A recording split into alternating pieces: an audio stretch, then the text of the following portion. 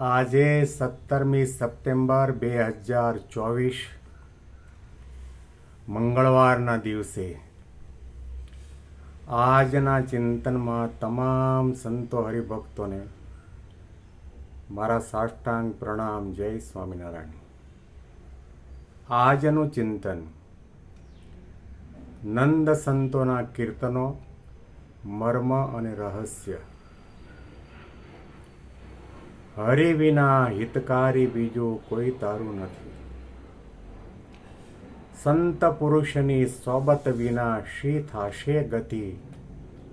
હરિ વિના હિતકારી બીજું કોઈ તારું નથી. દેવાનંદ સ્વામી ભગવાન ભજવાની વાત તો કરે છે. બ્રહ્માંડોની અંદર ભગવાન સિવાય અને સંત સિવાય આપણું પરમ હિત કરવા વાળું કોઈ નથી, એ વાત પણ સમજાવે છે. પરંતુ સિદ્ધ દશાને પ્રાપ્ત કરવી હોય, ઉર્ધ્વ ગતિને પામવું હોય, નિર્વાસનિક થવું હોય, બ્રહ્મરૂપ થવું હોય, જન્મ મરણના ફેરામાંથી મુક્ત થઈ અક્ષરધામના અધિકારી થવું હોય, તો આધ્યાત્મિક માર્ગમાં સંત સમાગમની, સંત સંગતની અતિશય અતિશય અતિશય અનિવાર્યતા છે. જ્યાં સુધી આધ્યાત્મિક માર્ગમાં સાચા સંત ન મળે, કે જે સંત આપણું કાંડું પકડી પોતાના જેવા નિર્વાસનિક ભાવને, બ્રહ્મ ભાવને પમાડી અક્ષરધામના અધિકારી કરી શકે એવા સંત ન મળે, ત્યાં સુધી આપણું આત્યંતિક કલ્યાણ નથી થતું. ભજન એ સાચા અર્થમાં ભજન નથી હોતું. ભક્તિ પણ સાચા અર્થમાં 100% ભક્તિ કહેવાય નહીં. શાસ્ત્ર માત્ર આધ્યાત્મિક માર્ગમાં સંત સમાગમની એટલી મહત્તા બતાવે છે, સંતની કૃપા દ્રષ્ટિ અને આશીર્વાદની એટલી મહત્તા બતાવે છે કે એક પલ્લામાં શાસ્ત્રોમાં લખાયેલા આધ્યાત્મિક સાધનાના તમામ સાધનો મૂકવામાં આવે અને બીજા પલ્લાની અંદર સંત સમાગમ, સંત કૃપા અને સંતના આશીર્વાદ મૂકવામાં આવે, તો એ કરોડો અને અબજો સાધનો પણ આ સંત સમાગમ અને સંતની કૃપાની તુલનામાં ન આવી શકે. અને એટલા માટે તો ગુણાતીતાનંદ સ્વામીએ કહ્યું કે આ ગિરનાર પર્વતની અંદર જેટલા વૃક્ષો છે,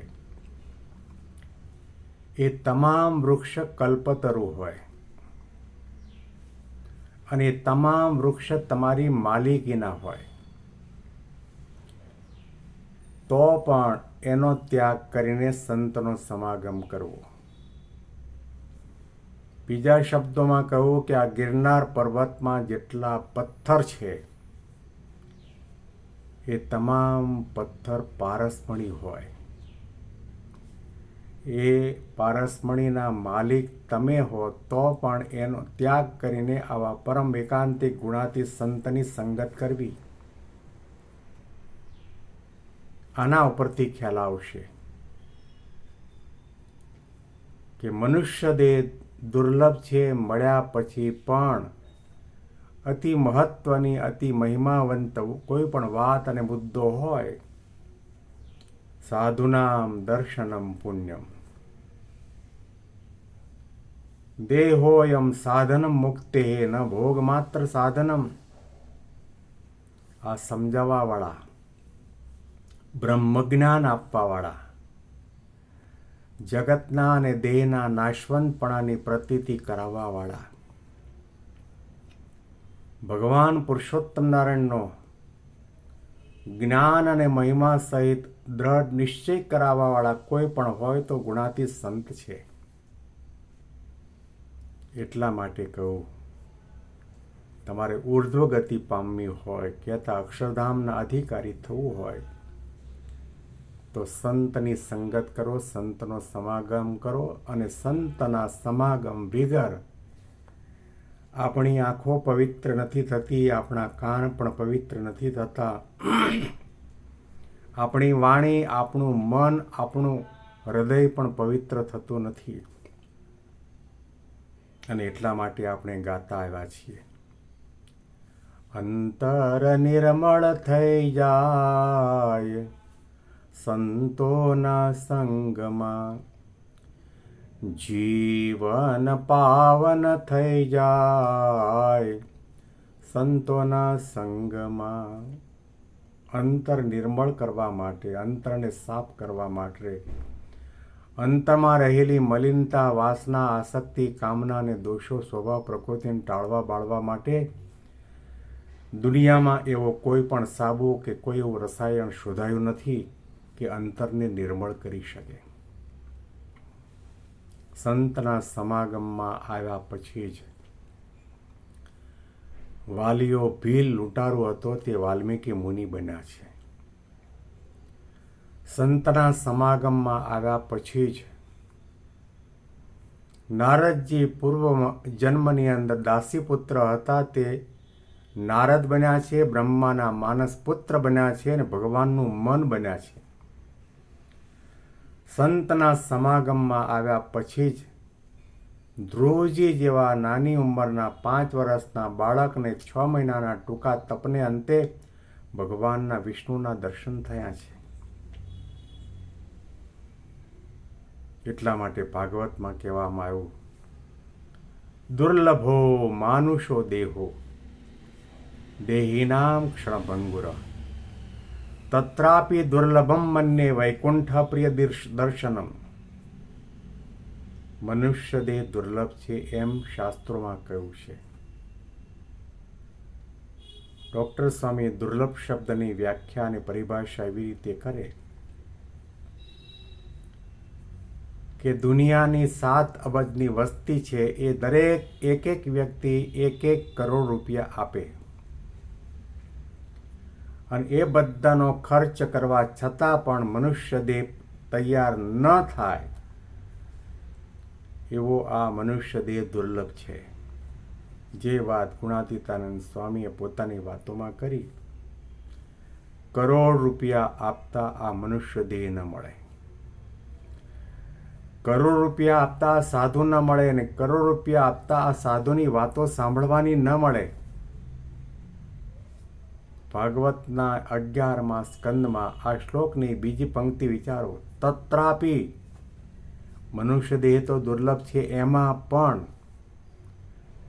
તત્રાપી દુર્લભમ મન્યે વૈકુંઠ પ્રિય દર્શનમ, એની અંદર પણ અતિશય દુર્લભમાં દુર્લભ કંઈ પણ હોય તો જેને ભગવાન પ્રિય છે, જેણે ભગવાનને હૈયામાં અખંડ ધારી રાખ્યા છે, જેને આત્મા અને પરમાત્માનો અનાદિકાળથી સાક્ષાત્કાર છે, જે એકાંતિક ધર્મના ધારક, પાલક, પોષક અને પ્રવર્તક છે, એવા સાચા સંતના દર્શન દુર્લભ છે. જે સંત સમાગમથી થયા મુનિ નારદ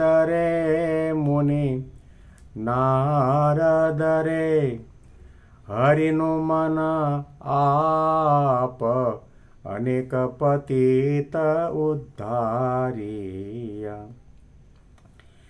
એના જશનો રે મોટો પરતાપ સંત સમાગમ કીજીએ. મુક્તાનંદ સ્વામી પોતાના અનુભવની વાતો આ પદની અંદર મૂકે છે અને દેવાનંદ સ્વામી એટલા માટે કહ્યું, સંત પુરુષની સોબત વિના શી થશે ગતિ, હરિ વિના હિતકારી બીજો કોઈ તારું નથી. કોઈ તારું નથી રે કોઈ બીજો કોઈ તારો નથી, હરિ વિના હિતકારી બીજો કોઈ તારો નથી. આગળની પંક્તિનું ચિંતન આપણે આવતીકાલે સાંભળીશું. બેંગ્લોરથી પીડી શાસ્ત્રીના જય સ્વામિનારાયણ.